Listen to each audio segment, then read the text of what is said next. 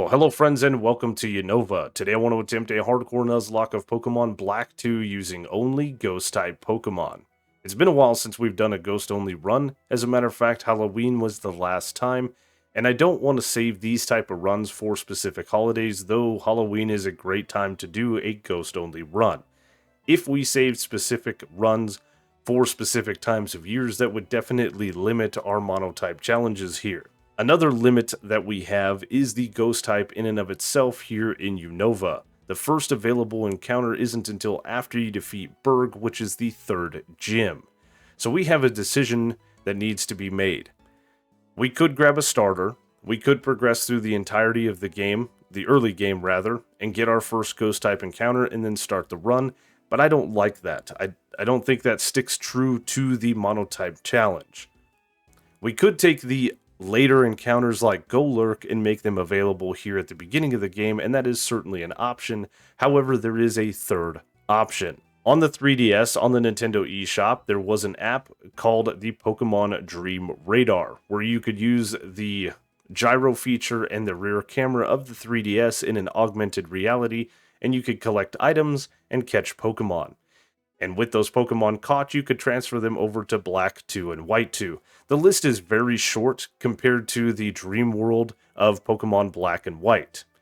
In that Poke Radar, there are 3 available encounters for us of Ghost type or origins that we can transfer over to this game. No script, I am stumbling on my words. That I think is the better option here and going to give us the best path moving forward. We get to use some other Pokemon we otherwise wouldn't get to play with, and also available with those Pokemon is their hidden abilities.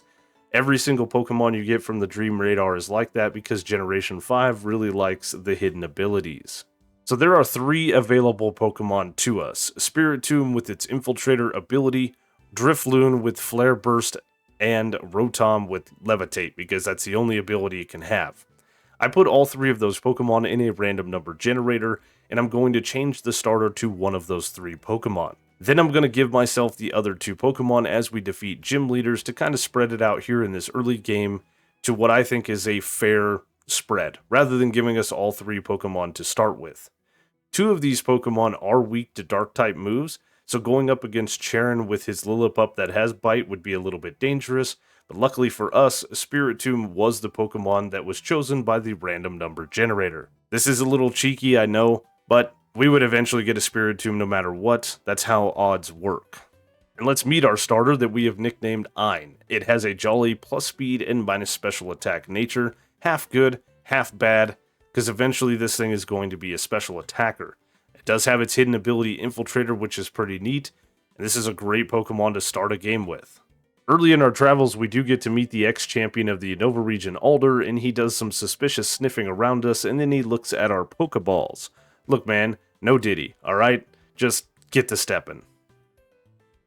Once again, we have named our rival Algorithm, because we are trying to beat the Algorithm both in-game and in real life. The in-game Algorithm is a solo mission that I think is going to be relatively easy to defeat. The real-life Algorithm, however, is a team effort, and I need your help. You can help me defeat the Algorithm by liking the video, commenting on the video, subscribing to the channel, hitting the notification bell, and of course sharing this video with anybody you deem fit. Any and all interactions with the channel helps out a ton.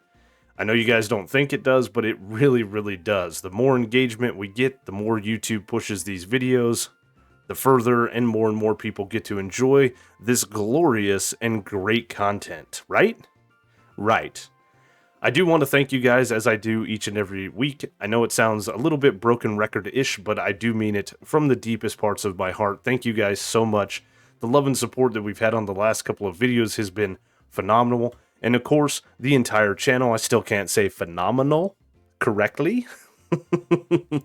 But the entire channel has been doing great, and of course that is made entirely possible by you guys, so thank you so much for coming out each and every week. We've had a lot of people kind of binge watching all of the different videos. I did put all of the Nuzlockes into their own little playlist, so if you wanted to just have them on repeat in the background, that would be great as well. I think I'm going to do that while I travel here in a couple of days. I'm driving to Florida. It's a 3-day trip. I'll just use my work phone and I'll have these videos on on repeat just to help myself out. Thank you guys so much. I appreciate it. You guys are awesome. I'm going to do just a little bit of training here, and I need to grab some levels, specifically 1, before we take on Charon, and I might as well grab a little bit of EVs whilst I'm at it. It's been a while since we've done a story time. I don't want to sprinkle them into every single videos, I do want to spread them out, but I do think they bring something extra to the videos that I put them in. Now, as many of you know, I am an electrician by trade, and day in and day out, I put myself in situations that are dangerous.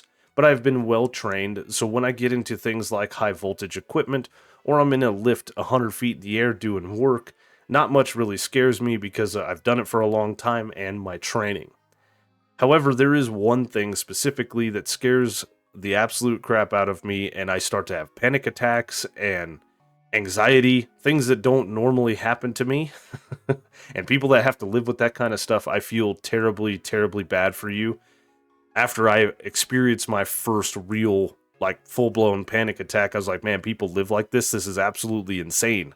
Anyway, I have a huge fear of the dentist. I haven't been in a little while, and I definitely need to go. My kids and my wife, they go on their regular, routine, scheduled checkups and whatnots. And of course, my wife did finally have enough of my crap and scheduled me an appointment for this fall. And every now and then when I really start to think about it, I get very nervous, anxiety, and a panic attack a little bit starts to set in till I can calm myself down. And I know it's kind of a silly fear because it happened so long ago what made me so scared of the dentist. And the last couple of times that I've been, I had to have a tooth pulled and I had to have a crown put on. They were great experiences, so it's just amazing what trauma does to you, even though I've had these great experiences. And of course, the dentist is completely understanding. I've told them about the trauma and whatnot. What happened to me happened to a lot of people, and it got this place shut down and a class action lawsuit against them. Of course, when the incident occurred, nobody really believed me. My bio mom did not believe me either, and that continued to make me go at least for a little while longer. It was about, 10 or 11 when I stopped going to do any routine checkups and stuff until I was like 14 and got taken into foster care. And then it was mandated that we had to do all this stuff because they pretend like they care. Anyway, what happened, let's get to that. That's the whole point of this story, is when I was younger, of course, I was terrible at flossing, and I got a cavity. They needed to fill the cavity, so we had a scheduled appointment. I went in there, I sat in the chair, they numbed me up, waited a little while, came in there, started doing the work, and I could feel it, like, all the way into my brain. And I told the guy, whoa, hey, whoa, I can feel that. He kind of scoffed at me, and then walked away. They came back in, numbed me up a little bit more, and then left. You know, they got to let it do its work. And then they come in to start drilling me, to which I could still feel. I told him, hey, I can still feel that, and the guy was like, there's no way, I've given you the maximum amount of Novocaine or whatever it was they were using, you can't feel it, and continued to drill my tooth. At this point, of course, I'm trying to shake the dentist, you know. Anytime something's uncomfortable or hurt, you try to make it stop. And so he made his dental hygienist hold me down. That person crawled into the chair with me, held my arms and body down, and kept my head straight so this guy could drill my tooth, and I felt the entire thing. So, I have some trauma, and I still have to work through it. Every time I go to the dentist, it is just a very, very painful experience for me, and it is really amazing what trauma does to you. Charon is the normal type gym leader, so neither one of us can hit each other with our stab moves. He's immune to ghost, I'm immune to normal. We lead out Ein against the Pat Rat. We do luckily have a stab feint attack. I didn't do a lot of attack EV training, most of my EV training was speed, so we don't one-shot the Pat Rat and it goes for a workup. A potion heal is perfectly fine, because then we can just use back-to-back feint attacks to take out the Pat Rat. Being that we're part dark type, we're not going to take super effective damage from the incoming bite from the Lillipup. It is going to be neutral, which is very nice. It outspeeds and does minimal damage surprisingly, and we crit it with a feint attack to win our first gym badge. Our next encounter is a Flare Boost Drifloon that we nicknamed Zwei. It has a relaxed plus defense and minus speed nature. Plus defense is okay, the minus speed is never great, but with some EV training we should be perfectly fine. Arriving in Burbank, we get to see Roxy arguing with her dad, so we're kind of thrust right into the middle of some family drama, and not a place I really want to be. The Flare Boost ability boosts our special attack if we're burned. In the Burbank complex, we can run into both Growlithe and Magby. Magby has Flame Body, which we activate immediately, getting ourselves burned. That is awesome. Ember would have burned us as well eventually, and of course Growlithe could have burned us with Ember. There were many options here, but getting burned before the Roxy battle, I think is going to make things just a little bit easier. Now Roxy has a poison type team. Her lead, Coughing, is more weak on the special side, and then of course her Whirlipede, being part bug, is weak to flying. We're going to do significant damage with that Flare Boost, Boosted Gust, and Assurance takes us to 42 HP. The burn does 7 HP of damage, which is perfectly fine, and we take out the Coughing with another Gust. The burn then drops us to 28 HP, activating our Oranberry as the Whirlipede comes out. Now unfortunately, this thing is a little bit bulky, so we don't take it out with the Gust, and we get hit with a Pursuit that does 18 points of damage. Never dead to a crit, but the burn would have definitely finished us off. We go unpunished and take out the Whirlipede with another Gust, and that is our second gym badge. Let's meet Rotom that we have nicknamed Dry. It has its Levitate hidden ability and a serious neutral nature. Now we can't change this thing's typing because it will drop the Ghost typing and maintain the Electric typing, so it's going to stay an Electric Ghost throughout the run. I said this before and I'll say it again, all of the side story stuff like the Pokestar Studios, sure it adds to your first playthrough, making the games feel long and there's a bunch of stuff to do, but after you've done a bunch of Nuzlocks and playthroughs, it just drags on. I really don't care about Bryson Man and Riolu Man and all of that stuff. It is kind of a shame to see what Bryson has been reduced to, considering he was the 7th gym leader in the games prior. But the storyline stuff just drags, man. We'll get through it though. On with the run. Now, how do you guys think we would have made it to Castellia City if this guy decided to be a movie star instead of the captain of the boat? Would we have had to hire another sea captain, like Mr. Briny, maybe? It's a good thing he came to his senses and realized he's a much better ship captain than he is a Pokestar Studios movie star, and could take us to Castellia. There is, of course, like Pokemon that have fly and stuff like that. Sure, we would have gotten out of Burbank eventually, but trainers like us can't use fly outside of battle. Running down an alley, some guy jumps out from behind a dumpster and flashes me. That's not okay. Put it away, dude. I've seen enough, thank you. The main thing that I'm after here in Castellia, of course, is the Eviolite. This is a great item to put on unevolved Pokemon, so Drifloon is going to benefit from this greatly. Now, you would think that Berg and the bug types would be relatively easy for Zwei and her stab super effective flying type moves. However, Berg does have Dwebble, which is part rock type. It takes neutral damage from flying, and in this game it has Sturdy, so we're never going to be able to one-shot it. That's not true against the Swadloon because it is quad weak to flying, so it goes down to a single Gust. We're going to learn Stockpile here. It's a great move that ups our defense and special defense for a future battle. We do over half of Dwebble's health with Gust, which is great, and then it sets up a Rock Polish. That's a little bit annoying because it outspeeds us next turn and hits us with that stab super effective Smackdown. But the Eviolite makes us take minimal damage, and we can take it out with one more Gust. Next out is the Levani. We are going to outspeed it and one-shot it with that quad super effective Gust, winning us a very simple third gym badge. Out on Route 4, we meet Colress. Colress has got a couple of Pokemon that are Steel type, and I don't have anything on my team that can really deal with them very easily. I'm going to fire off Ominous Winds, fishing for an Omni boost. We do a decent amount of damage, but unfortunately get paralyzed. We are going to get an encounter much later in the game after the 5th gym that will counter Colress very nicely, but until then, this is what we have to do. The potion sucks after getting Magnemite to low red health, but we're still going for Ominous Winds, and we're getting hit with Sparks in the process. A couple of untimely paralyzings is annoying, and eventually we get too low and I need to swap. I did think about bringing Dry in, but Ein has much better defenses, so we swap it in on a Spark that does very little damage.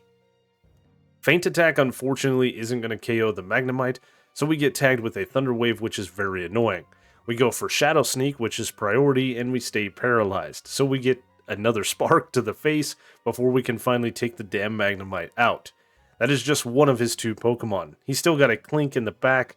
It's not a big threat, but staying paralyzed is annoying, and the fact that we can't do anything other than resisted damage against these Pokemon is also very annoying. Shadow Sneak doesn't do much, it's going for Charge. I swap it up for Feint Attack after a Gear Grind that does a decent amount of damage. That did more than I thought it should. Feint Attack doesn't do much. Obviously, we need to swap out here and give Dry a chance. We swap in on a Gear Grind that does minimal damage. We better resist that. And Dry here knows a Shockwave, so I'm going to fire it off. It's the best move I've got, and that does a lot of damage. Beautiful. We don't get paralyzed because this thing doesn't have Thunder Wave, and we can take it out with one more Shockwave. And that was a pretty long battle. We get our 4th encounter in the Relic Castle, a Yamask that we nicknamed Vir. It has a naive, plus speed, and minus special defense nature. We have a nice evolution on the team with Zwei evolving into a Drifblim. Now I may be butchering these nicknames just a little bit, it's been a long time since I took this language. Elisa and her electric types are 4th up for the Gym Leader Challenge, which is very fitting considering I lead Vir. The Emolga I know is going to Volt Switch out, so I have a plan here. Emolga goes for Volt Switch, it does a decent little bit of damage, and Zebstrika comes out. The plan is to land a Will-O-Wisp, which we do, cutting its attack in half. At this point, we're going to hit this thing with a Hex that does double damage. We do get hit with a Pursuit that crits, why not? Activating our Mummy ability, which doesn't matter. Hex does a significant amount of damage, activating the Citrus Berry, but the burn pulls it back below half. Pursuit then does 9 ticks of damage when it doesn't crit because of the held Eviolite, and we can take out the Zebstrika with another Hex. Emolga then comes back in. I know this thing is going to go for Volt Switch again, so I need to swap, and I decide to bring in Ein.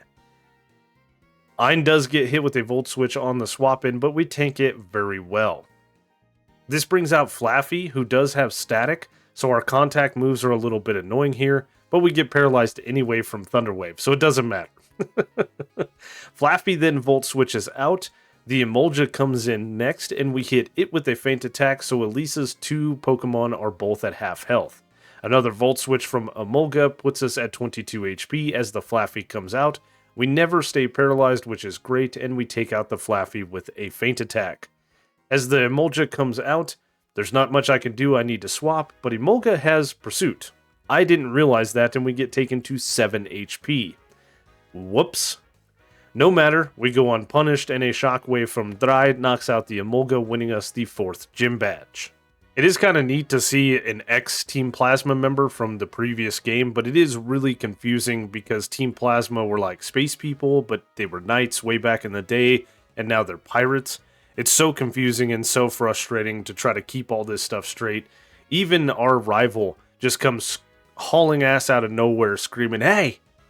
What are you guys doing? You don't even know what you're doing. You don't know what your whole thing is about." And he just shoves them, and yeah. Team Plasma storyline stuff. Crawling through the sewers of Castellia, we found a back entrance to the Relic Passage where we could run around in circles, searching the different dust clouds, finding ourselves 4 red shards that we could use here in Driftvale City to teach Signal Beam to Dry to one-shot the intimidating Krokorok. Now Clay's team, at least the first 2 Pokemon are relatively easy, and the Excadrill is very, very scary. So I have to implement a plan, which I do have. Swapping in Veer on a rollout is perfectly fine. We're just going to fish for Omniboost with Ominous Winds, hoping we get one. We don't get one the first turn, tanking a second rollout, but we do get an Omniboost on the second turn, tanking a third rollout, and eventually taking out the Sandslash with one more Omniboost. This means we outspeed as the Excadrill comes out, so we can hit this thing with the Will-O-Wisp, just like we did the Zebstrika moments ago, cutting this thing's attack in half. A critical hit Bulldoze does not take us out, but it does lower our speed, which means we are now slower than the Excadrill, so it's probably going to go for a Rock Slide, but I'm going to swap in Dry nonetheless. It does go for a Rock Slide as I thought it would, and now it's just going to be a back and forth knuckle battle with Ominous Wind and burn chip damage and Rock Slides from the Excadrill. The Excadrill gets taken to its berry range. Burn is doing a little bit of chip. We're going to be able to two-shot this thing from here, provided our ranges are good. I don't want to put it in healing range. Excadrill never misses a rock slide, and we do eventually take it out with a combination of Ominous Wind and the burn damage sitting at 15 HP. We didn't lose a single Pokemon. That is the best win. We are now forced into a Poke World tournament. That's perfectly fine, as we can grind through it relatively easy, and with the battle points we get access to a lot of really good items like the Life Orb, the choice items, the Wide Lens, any of the orbs. I don't know what I want here, but I'm going to do some figuring on that side and do some grinding to get our hands on some really, really good items. Now that we have Surf, we can backtrack to Route 4 and search the Rippling Water. There is a 5% chance that we run into Jellicent, which is a viable encounter for us, and like a 95% chance you run into Almolamola. This took about 15 minutes to find a Jellicent, which is a fully evolved Pokemon. If you surf what did I say? Surf? Surf normally. I came up with Surf. If you surf on the normal waters, you can run into Frillish, but why not get a fully evolved Pokemon?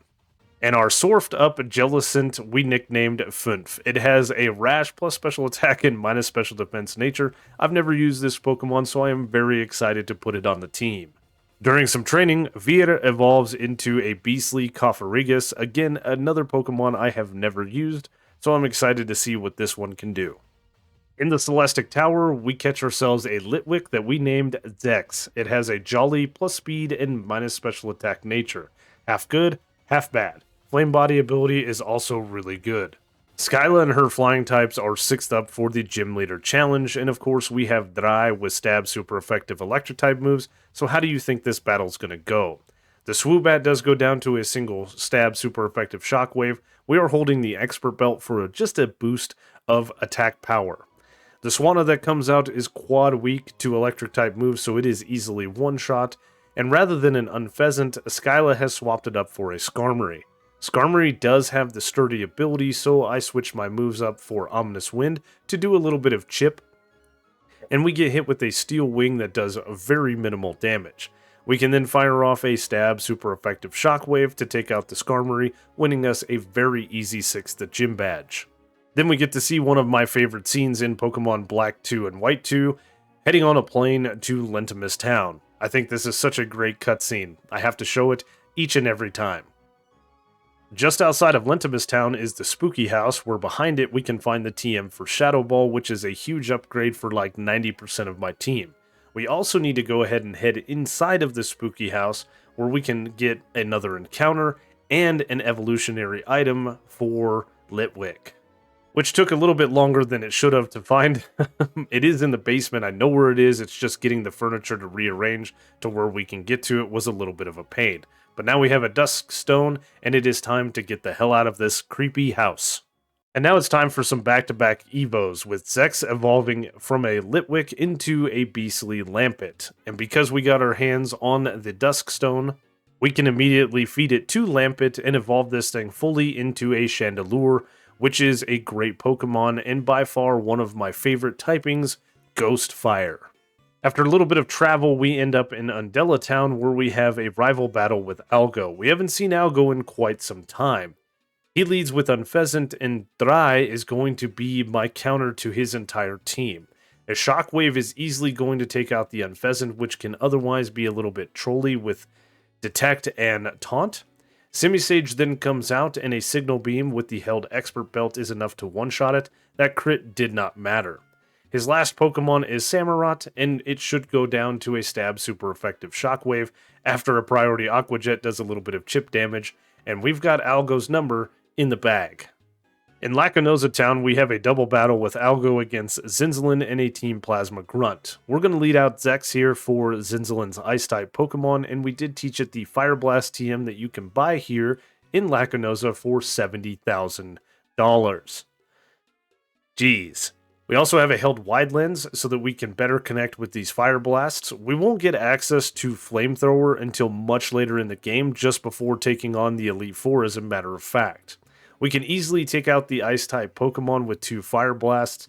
The Scratch, of course, missed us because of our immunity to normal types. And Algo, our glorious rival, isn't doing much on the other side of the field. So now we have to pick up the slack going for a Fire Blast against the Golbat, which connects and easily one-shots it, and this just leaves the Garbodor. These forced double battles with the terrible AI makes things a little bit dangerous as we're sitting at 47 HP and could have lost a Pokemon here. So thank you, Algo, you turd. Crossing the village bridge, we are forced into a battle with Gentleman Stonewall. He's got a couple of Steel-type Pokemon that do pose threats to most teams when doing a Mono-type challenge. However, Zex here with a wide lens and the Fire Blast easily dispatches the Durant and the Lucario that comes out next. This Pokemon is phenomenal, as I said, one of my favorite typing, Ghost Fire. In the Strange House, we did catch another Pokemon, a Banette, that we named Zeben. It has a quirky neutral nature. I'm showing this Pokemon that we did catch it. I'm just never going to use it. Drayden and his Dragon types are 7th up for the Gym Trainer Challenge. Now, I don't typically like setup sweeps because they're a little bit cheesy. I try to come up with better strategies as we've done a bunch of these Nuzlocks. However, I don't see a good path forward, so we're going to set up some nasty plots, and with Icy Wind that we learned from the Shard Tutor and Lentimus, we're going to one-shot the entire team. We don't need the +4 for the Druddigon. We could have taken it out with a +2. The Flygon could have gone down to just an Icy Wind. It's for the Haxorus in the back that we need the +4. We outspeed the Druddigon and we easily one-shot it. The Flygon and the Haxorus actually outspeed us, but they should be going for the negative priority Dragon Tail move, which is the staple of this gym. So we can take out the Flygon with a quad super effective Icy Wind. And last out, of course, is the Haxorus that we are going to outspeed because, once again, it's going for Dragon Tail, and we one-shot it. Cheeky, but we came through without a single death. One of the craziest things about this game is the amount of Team Plasma stuff that you have to do. We're at the 7th gym, we just defeated it, and we still have a ton of gameplay to do. Team Plasma decides to bring their pirate ship here into Overleveling City and fire off some ice beams. They're looking for DNA splicers. You guys know the storyline. I'm just showing the really cool cutscenes because I think they're neat, and it really shows off the power of the DS at the end of its life. Black 2 and White 2 were the end of the DS Pokemon games, and these are pretty neat. It's amazing to see where we've come from playing on the original Game Boy all the way up until the Nintendo Switch. In Overleveling City, after battling all of the Team Plasma grunts, we have a solo battle against Zinzalin. Again, we're going to lead out Zex here with Fire Blast in the held wide lens, one-shotting all 3 of his Pokemon. It's a relatively easy battle. There is a Zinzalin battle that's going to happen on the Team Plasma frigate that does get a little bit worrisome, as it is a double battle, and once again, our partner is a turd. So, I am a little bit worried about that, but we get through this one, of course, unscathed. My favorite place in all of Pokemon Black 2 and White 2, of course, is the Marine Tube. We get to see the Mantines and the Basculins this time. No Wailord yet, but one of these runs we will definitely see it. This is just a serene area, and I love walking through this tunnel and just relaxing. Last up for the Gym Trainer Challenge is Marlin and his water types. He leads out a Caracosta, and I lead Funf, who can learn Energy Ball. It's a TM that you can get just outside of your house once you have the HM4 Surf. I fire off Energy Ball, knowing full well I should have probably gone for like Shadow Ball, and we get hit with a nasty crunch. Would not have KO'd if it had crit, which is really nice. Marlin then uses a Hyper Potion, and I go for Shadow Ball, which is what I should have done in the beginning, and then we can take this thing out with an Energy Ball. It really didn't matter what we did here, the Caracosta goes down. It's a mirror match, Jellicent v Jellicent, and I go for the stab super effective Shadow Ball that doesn't quite take out the Jellicent. I thought it would. We then get hit with an Ominous Wind that drops us to 13 HP. I risked a crit there. I didn't do any calculations, so that one was on me. We take out the Jellicent with another Shadow Ball, and out comes Wailord. Obviously can't stay in here, so I swap into Dry. Dry has stab super effective electric type moves. Maybe I should have led with him the whole time. Doesn't matter. Wailord goes for Bounce.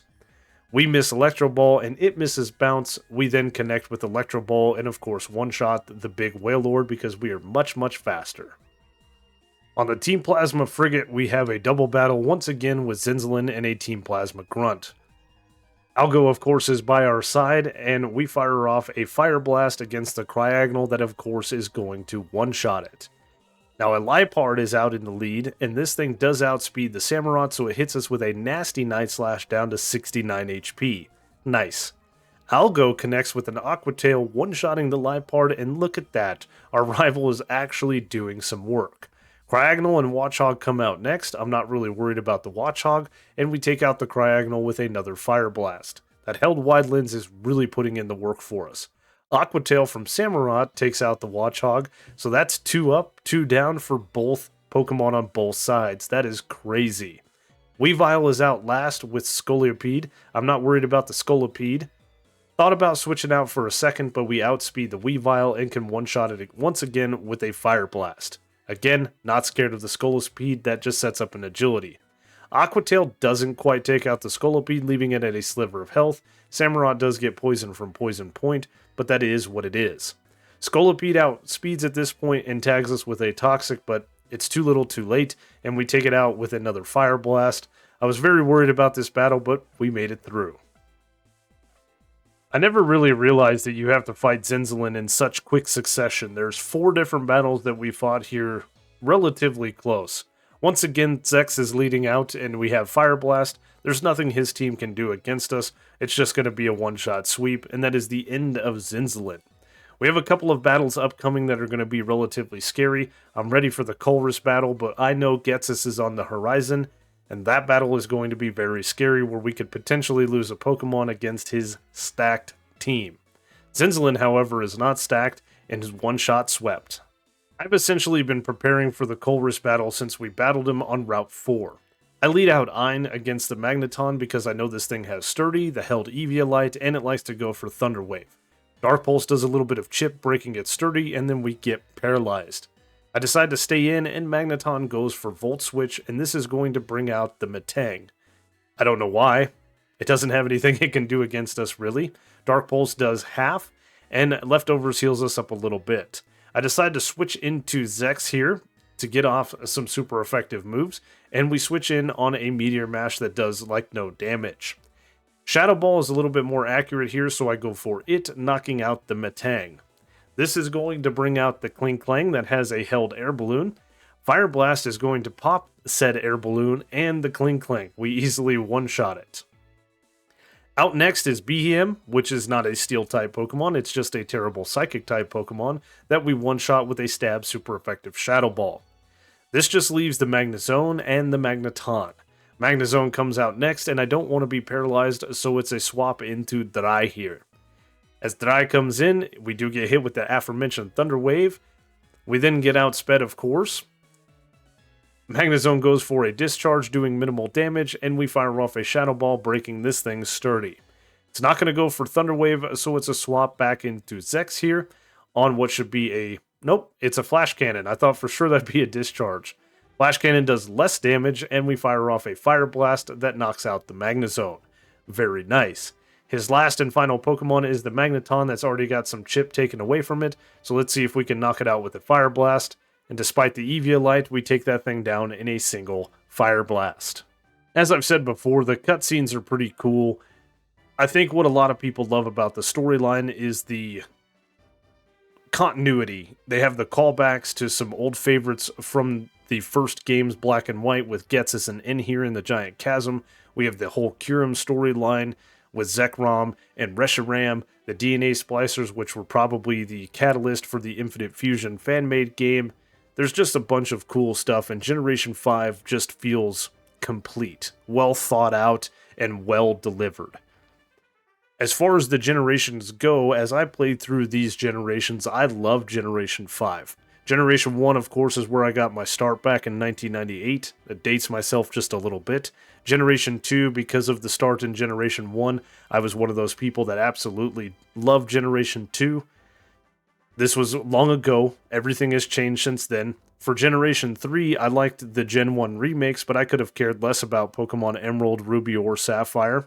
Generation 4 was a dud in my opinion, but I did like the remakes of the Gen 2 games. And then as I moved through the generations, I really loved Generation 5 from the first time I played through it. Now, of course, as I've played through Generation 6. I haven't played Gen 7 yet, but I did do a Pokemon Sword run on my own. So I've played Generation 8. I've, of course, played Gen 9. Sun and Moon are the only games I haven't played, and we will get to them very soon. Now, as I've played through all these generations, like I said, I love them all. I love Generation 4. Gen 3 Pokemon Emerald is one of my favorite games. It's Pokemon. That's what it boils down to. I love Pokemon, and so I enjoy playing all of these games. And I love showing off these different cutscenes and stuff from Gen 5. This is a great, great game.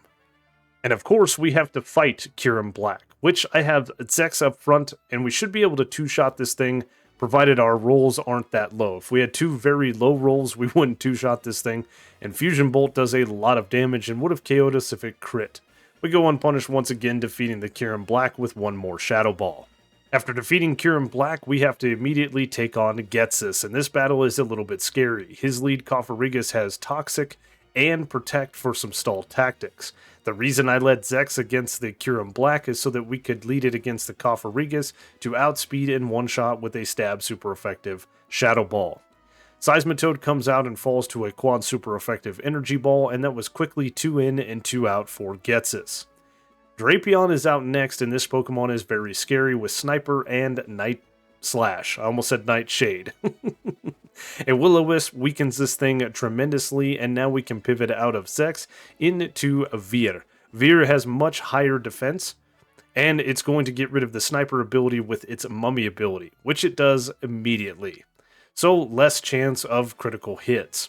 It doesn't matter, however, because the very next turn we get hit with a critical hit Night Slash down to 49 HP. Shadow Ball then takes Drapion into low yellow health. A little bit of chip from the burn sets it up so that we can take it out in one more attack. We take a Night Slash on 21 HP, which was a little bit of a risk, but we have mitigated the risk as much as we could, and we take out the Drapion. As the Electros comes out, I can't stay in, and I bet this thing is going to go for Crunch, so we bring in Ein. I was correct. As we swap in Ein, we tank a Crunch very nicely because it is neutral damage. Now it's just a battle of attrition. This thing doesn't have much it can do against us, and vice versa. We do get a critical hit Dark Pulse that flinches the Electros, but that doesn't matter as Ghetsis does have a full restore. A little bit annoying, and I should have gone for a Nasty Plot there, but I go for Dark Pulse that doesn't quite do half. Figuring that was a little bit of a low roll, I go for another one, but I was incorrect as we leave Electros on a sliver and get hit with a nasty little Acrobatics. One more Dark Pulse takes this thing out, and all's well that ends well.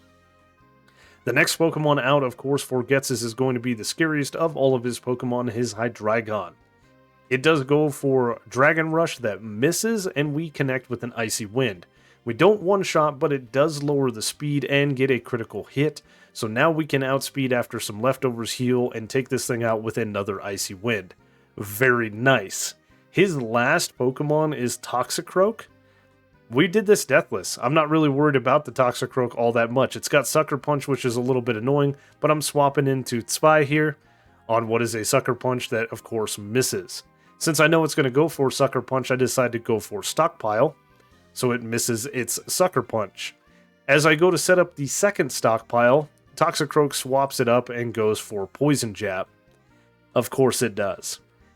Seeing that we just want to get this battle done and dusted, I decide to go for Acrobatics, and it reads that going for a Sucker Punch that does minimal damage because of our setup from Stockpile, and we one-shot with an Acrobatics, defeating Ghetsis deathless.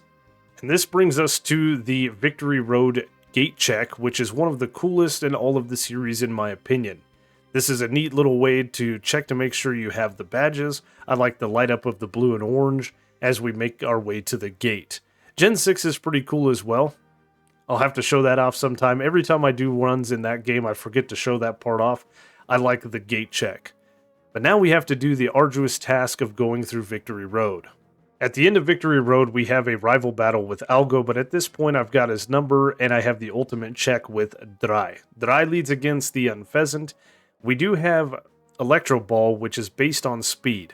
So how much more we outspeed the opponent, this thing is going to do more damage. The Unpheasant goes down in a single hit because it is stab and super effective, but as the Bouffalante is coming out, I know we don't outspeed this thing by much. So I opt to go for Thunder Wave so that we outspeed it that much more. We get hit with a very weak Mega Horn and then fire off a stab Electro Ball that doesn't one-shot. It leaves this thing at low yellow health.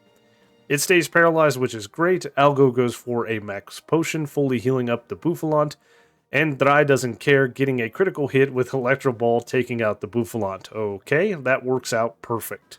Simisage is then third out, and once again we are swapping up for Signal Beam, but this time we don't quite get the one-shot. We do get the Confuse, but it breaks through and hits us with a nasty crunch down to 15 HP. Almost lost Dry here right before the Elite Four, would have been detrimental to the run. As the Samurott comes in, obviously we can't stay in, so I swap into Funf on an Ice Beam. Oddly enough, we tank the Ice Beam very nicely, and then fire off an Energy Ball that doesn't of course one-shot the Samurott, but does do well over half. An X-Scissor doesn't do much to us, and we can take it out with one more Energy Ball, and that is the end of our rival here in this run.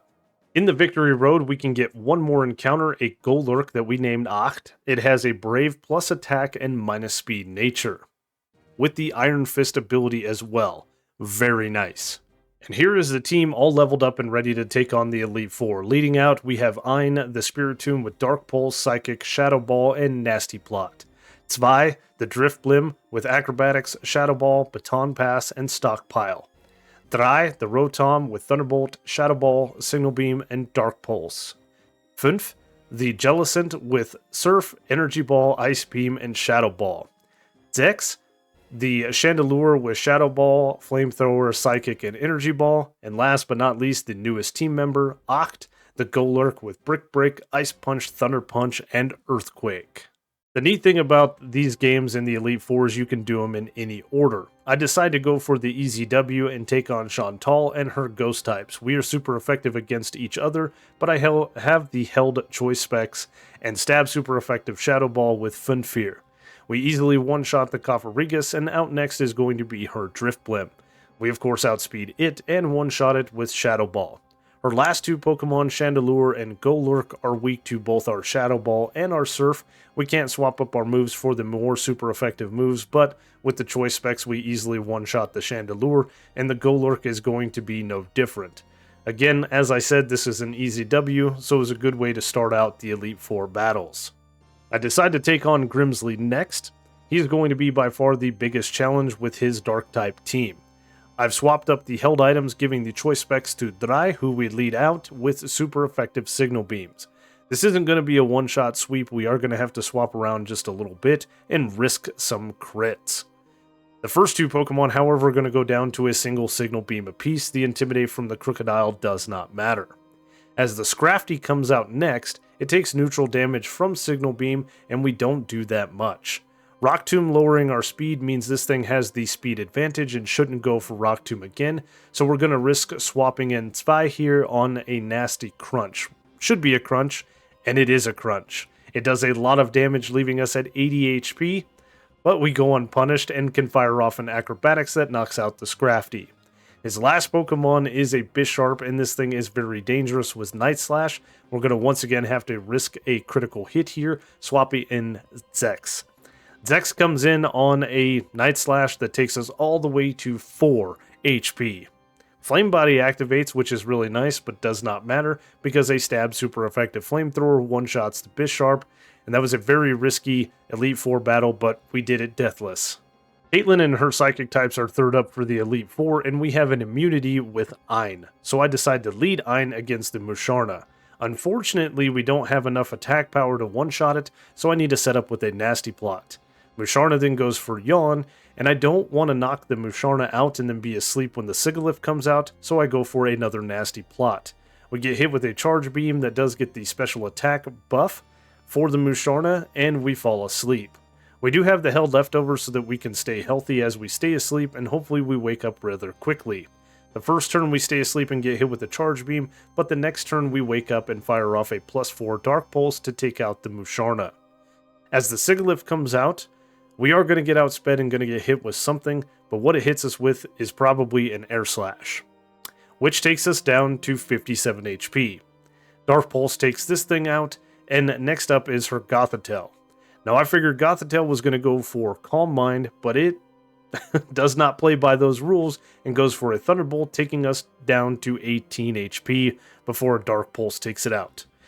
I risked Ein there unnecessarily, but it is what it is. The Reuniclus comes out and we are going to outspeed it and take it out with a Dark Pulse, and that is Caitlyn's team defeated. Marshall is last for the Elite Four and been our hardest battle in most of our runs. However, with the Ghost type challenge, we have a pretty decent matchup as we lead Spy against the Throw. Acrobatics, however, doesn't quite take it out, leaving in low red health, and then we get tagged with a Rock Tomb. Does a little bit of damage, but lowers our speed. A full restore from Marshall is perfectly fine, and then Acrobatics takes Throw even lower to a sliver of red health. We still outspeed despite the speed drop and knock it out.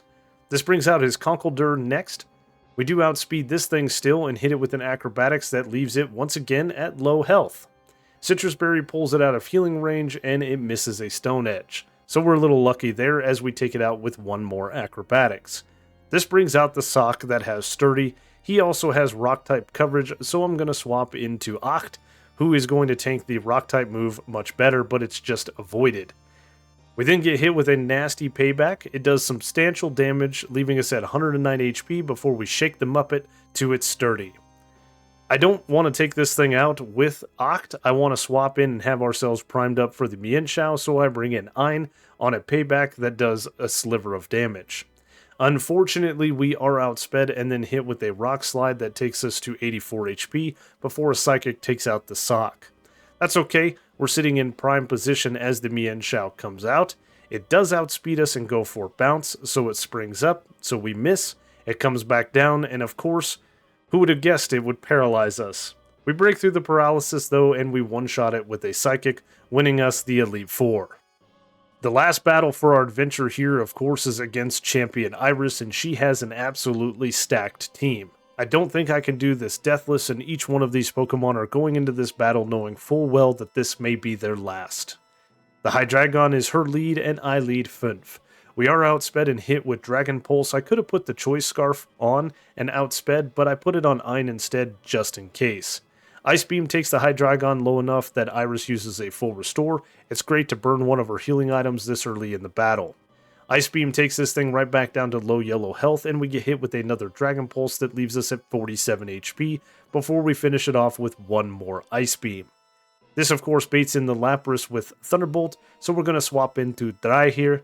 Dry is going to take the Thunderbolt very nicely, doing just a little bit of chip damage, and then can fire back with a Choice Specs boosted Stab super effective Thunderbolt, one-shotting it.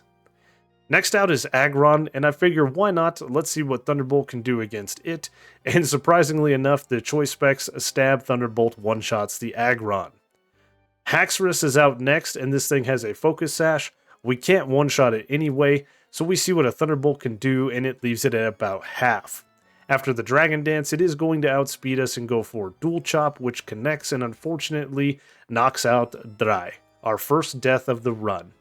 Your sacrifice was not in vain, friend. We can then bring in Oct, and Oct is going to be able to tank the moves provided none of them crit. Earthquake is nasty. As long as it doesn't crit, we survive.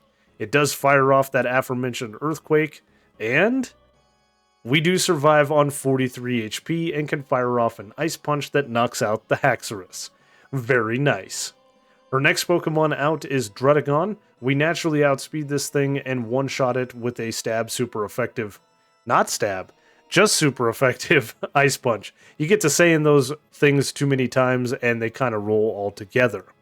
The Archeops unfortunately outspeeds us and knocks us out with an Acrobatics. So that is the second death of the run. Now I thought here that Funf could outspeed the Archeops with Stab super effective Surfs, but I was sorely mistaken as we get knocked out with one more Acrobatics. Curse Body does activate, rendering that move useless, but that is the third death of this battle, and that one was unnecessary. It was just me trying something. I really don't know what to do here, so I decide to bring out Zex. We do outspeed this thing and can hit a nasty Shadow Ball. We're not going to one-shot it, and it does have Stab super effective Rock Slides, which we tank on 54 HP, so we can fire off another Shadow Ball, knocking out the Archeops and winning the run. We did lose 3 Pokemon in the process, but we made it. This run, just like every other run, was 10 tons of fun, and this was a great team. If you guys haven't guessed the name theme, it is just the German numbers 1 through 8. 1, 2, 3, 4, 5, 6, 7, 8, 19. I haven't spoke German in a very long time, so I may butcher that. I apologize for that. I hope you guys enjoyed this run. I hope you had as much fun watching it as I did doing it. As always, if you did, leave a like, leave a comment, let me know. If you've made it this far in the run and you're not, consider subscribing. If you are subscribed, you should check and see if you are, because sometimes YouTube does really weird things unsubscribing people from channels. I don't know, YouTube is really, really weird. I need to get this thing edited and rendered and of course uploaded, so that's enough of me babbling. Once again, thank you guys so much for the continued support and watching. I will see you on the next one.